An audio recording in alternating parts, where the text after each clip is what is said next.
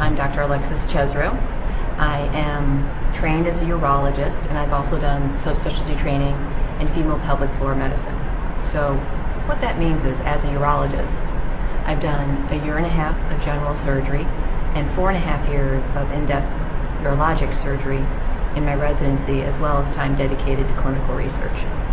I then additionally pursued fellowship training in incontinence and female pelvic floor medicine with Dr. Gary Leach out in Los Angeles. So my interests lie more specifically in incontinence procedures, prolapse procedures, and I'm currently published on how to repair prolapse without the use of surgical mesh. So we're going to talk about a couple things today. We'll go over briefly incontinence, the various main forms of it, and what can be done, as well as what to think about if you're considering pelvic organ prolapse repair.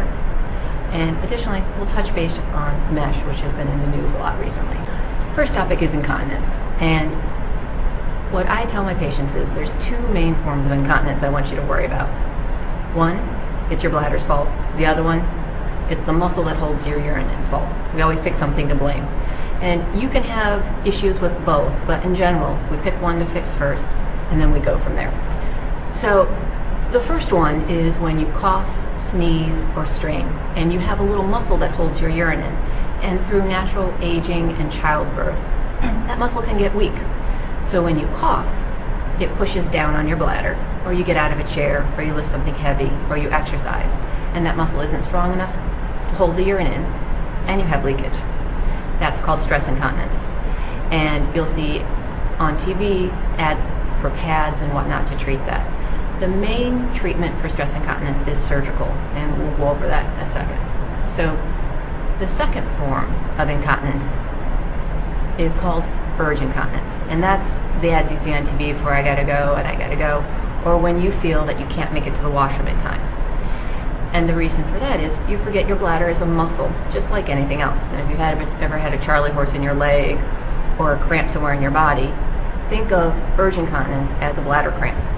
And your bladder is a sphere, a ball. And when it cramps, it gets smaller. When it gets smaller, that urine has to go somewhere, and usually that's out. And that typically happens when you least expect it.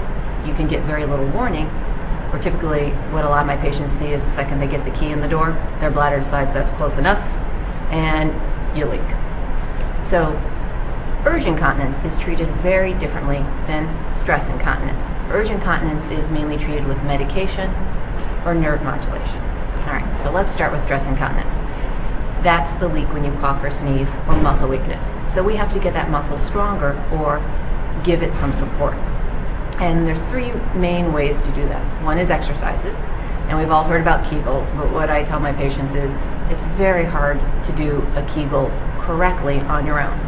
So we actually have, and insurance pays for, because it works, pelvic floor physical therapists. And think of working with a pelvic floor physical therapist as like having a personal trainer. It's like working out with Arnold Schwarzenegger. It'll get you results. And I typically say it'll get you about 50% drier if it's appropriate for you. So the next option for stress incontinence is to kind of make the urethra a little stronger.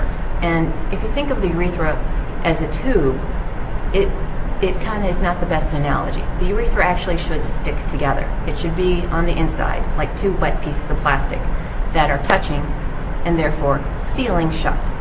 As we age, sometimes the urethra gapes open and it's easier to leak.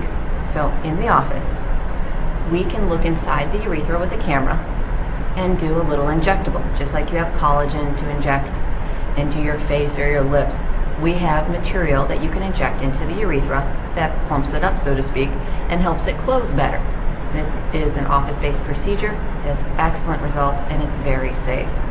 You don't have to take time off from work. You can take all of your normal medications, and you can go back to your usual activity and drive yourself home thereafter. I do stick you with a needle. None of my patients have minded so far. So the last treatment for stress incontinence is the one you've probably heard about more specifically, and that's the sling procedure. That is our surgery, and that's where we take a little piece of surgical mesh and think of it like a hammock. It goes under the urethra and supports it. This is a very quick procedure. The incision is in the vagina. It's only about a centimeter or two. And it truly is the gold standard for curing stress incontinence.